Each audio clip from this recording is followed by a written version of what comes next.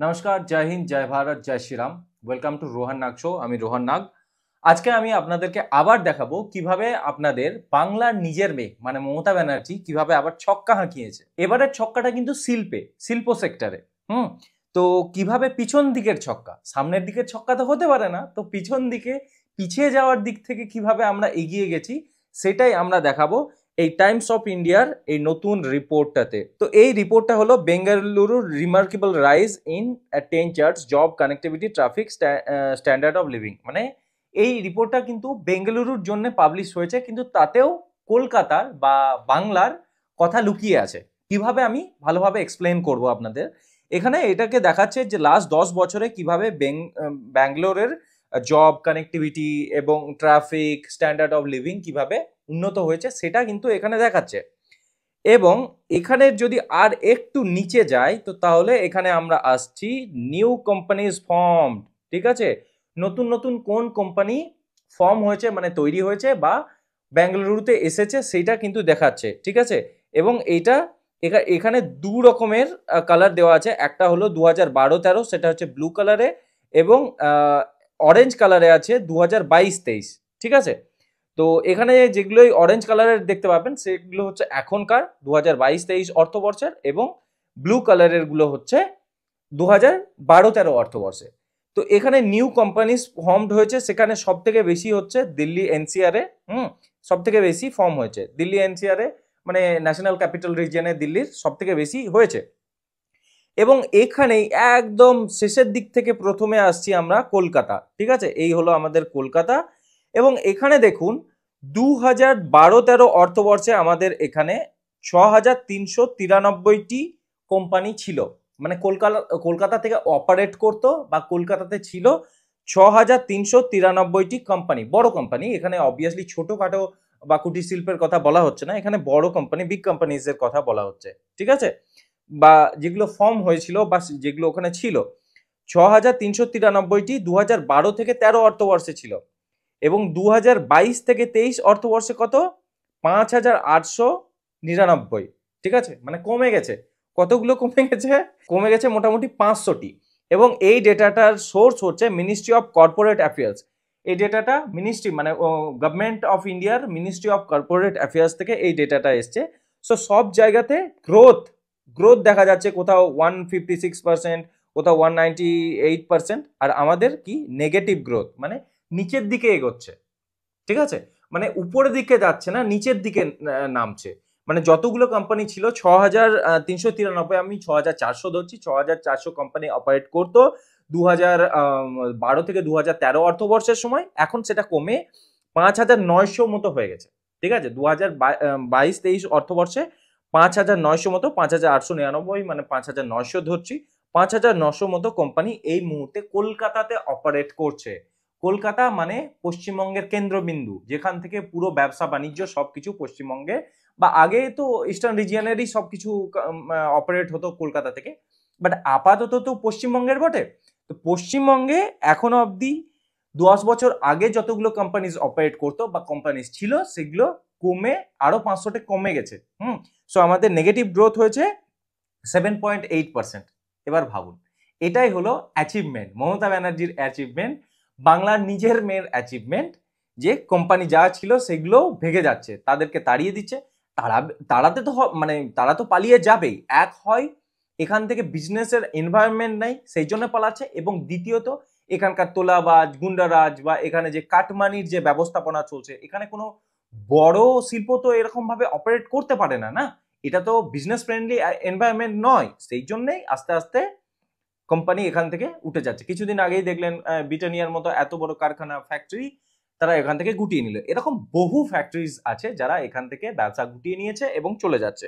তো যতগুলো ছিল তার থেকেও কমে যাচ্ছে, এবং এর জন্য সম্পূর্ণভাবে মমতা ব্যানার্জির দায়ী নয়, মানে এখনকার প্রেক্ষাপটে দায়ী, কিন্তু যদি এটার শুরু দেখতে চান বা কোথায় থেকে শুরু হয়েছে এই নেগেটিভ ট্রেন্ডটা, তাহলে দেখতে পাবেন আজ থেকে 50 বছর আগে, যখন বাম সরকার বা বাম পার্টিগুলোর প্রভাব প্রতিপত্তি বাড়তে শুরু করেছিল, তখন কি সেই সময় নট অনলি ইস্টার্ন ইন্ডিয়ার, পুরো ভারতের যে টপ 3 বিজনেস ডেস্টিনেশন বলা হতো তার মধ্যে মহারাষ্ট্রের মুম্বাইয়ের পরে ছিল কলকাতা। তখন গুজরাট, চেন্নাই, পুনে এগুলো কিছুই ছিল না।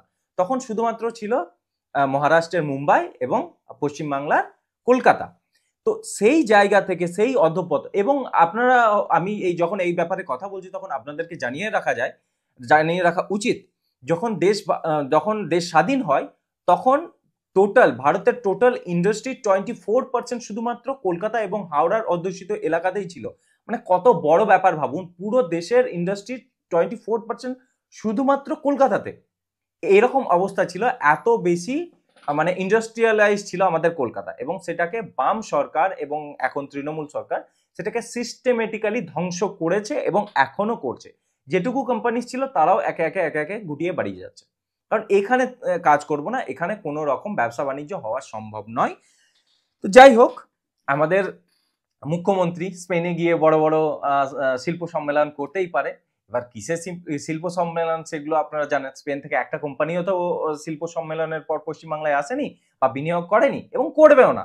সেটা আপনিও জানেন, আমিও জানি, পশ্চিমবঙ্গের প্রত্যেকটা মানুষ জানে যে স্পেন থেকে কোনো কোম্পানি তো বাদ দিন, মানে বাইরের রাজ্যের কোনো কোম্পানিও পশ্চিমবাংলাতে এসে ইনভেস্ট করবে না, তো বাইরের দেশে তো বাদই দিলাম।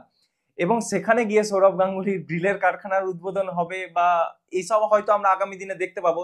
কারণ যদি শালবনীতে তার গ্রিলের কারখানার অ্যানাউন্সমেন্ট আমাদের হয় স্পেনে, তো তাহলে উদ্বোধনও ওখানেই হতে পারে, বা হয়তো ফিতে ওখানে কাটা হবে। গ্রিলের কারখানা এখানে থাকতে পারে কিন্তু ফিতে কাটা ওখানে হতেই পারে।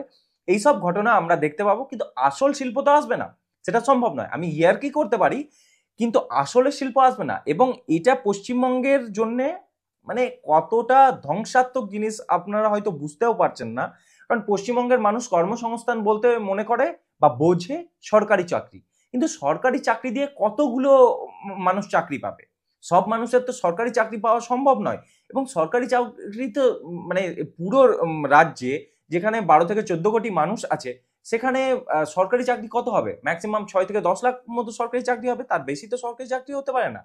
তো সবাইকে যদি কর্মসংস্থান দিতে হয়, তো প্রাইভেট প্লেয়ার্সদের আসা, প্রাইভেট কোম্পানির বিনিয়োগ এবং এখানে ফ্যাক্টরি লাগানো এগুলো খুবই জরুরি।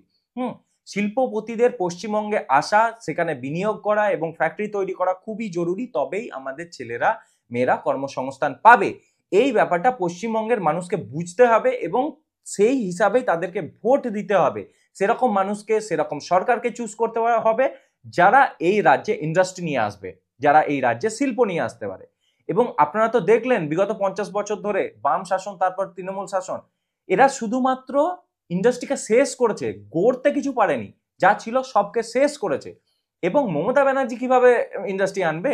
একটা মানে প্রস্ফুটিত, মানে যে ইন্ডাস্ট্রি শুরু হবে এরকম সব থেকে বড় একটা বিনিয়োগের উপর মানে পা দিয়ে মারিয়ে সে তো মুখ্যমন্ত্রী হচ্ছে।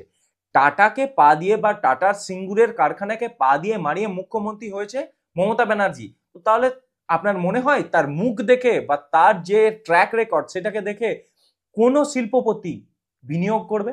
যেখানে রতন টাটার মতো এত বড় বিনিয়োগকারী শিল্পপতি মমতা ব্যানার্জির উপর ফেড আপ হয়ে পশ্চিমবঙ্গ ছেড়ে দিল, বা পশ্চিমবঙ্গের মানুষের উপর বা এখানকার পলিটিক্সের উপর ফেড আপ হয়ে পশ্চিমবঙ্গ ছেড়ে দিল, তারপর সেই কারখানা নিয়ে গিয়ে গুজরাটের আনন্দে মনে হয় ওখানে গিয়ে কারখানা তৈরি করলো, ন্যানোর কারখানা। সে এটা দেখার পর মনে হয় যে কোনো বড় শিল্পপতি পশ্চিমবঙ্গে আসবে? যা ছিল সব একে একে পেরিয়ে যাচ্ছে। তো আপনাদের জন্য ভালো খবর, পশ্চিমবঙ্গের মানুষ, আপনি, আমি, আমাদের সবার জন্যই ভালো খবর। সেই ভালো খবরটা আমরা জানলাম, টাইমস অফ ইন্ডিয়া জানিয়েছে, সেটা আমি জাস্ট আপনাদের সামনে এনে ধরলাম যে দেখুন কি হচ্ছে, আপনাদের বাংলার মেয়ে কি করছে সেটা দেখুন। ঠিক আছে?